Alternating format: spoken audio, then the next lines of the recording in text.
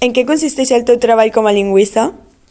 Bé, doncs té diferents vessants, però en principi en el que jo més treballo és en la difusió del valor de la diversitat lingüística i de les llengües. I has escrit algun llibre? Sí, alguns llibres, sí, sobre llengües, sobre el portuguès, que és la meva llengua d'especialitat.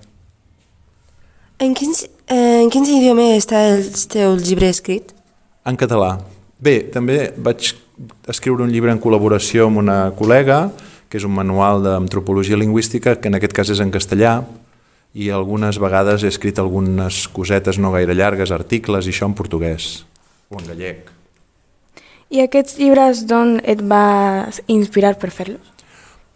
Bé, el primer llibre que vaig escriure em va inspirar justament la inquietud d'intentar entendre per què són importants les llengües i per què és important conservar-les totes. I allà intento veure quins arguments sostenen la diversitat lingüística com a valor. Després altres coses han estat més, diguem, acadèmiques, més manual, i últimament he escrit un llibre sobre el portuguès perquè la gent que parla català entengui les diferències amb el portuguès i s'interessi per aquesta llengua tan interessant com totes. Fas xerrades sovint? Sí, de tant en tant, no molt sovint, però de tant en tant sí. I com que treballo de professor, doncs, desgraciadament pels meus alumnes parlo molt, sí.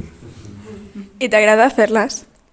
Sí, m'agrada molt, sobretot m'agrada molt el que la gent explica a les xerrades. Quan el públic no respon gaire i no pregunten i no comenten, sempre em fa una mica de pena perquè penso que el més interessant gairebé sempre de reunir un grup de gent a parlar és el que tothom té a dir.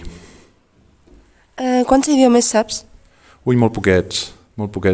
És una cosa estranya, m'agraden molt les llengües, em fascinen, però sóc molt dolent per les llengües. Jo crec que hi contribueix el fet que no tinc gaire bona oïda i aleshores parlo molt poquetes llengües, 3 o 4 o 4 i mitja.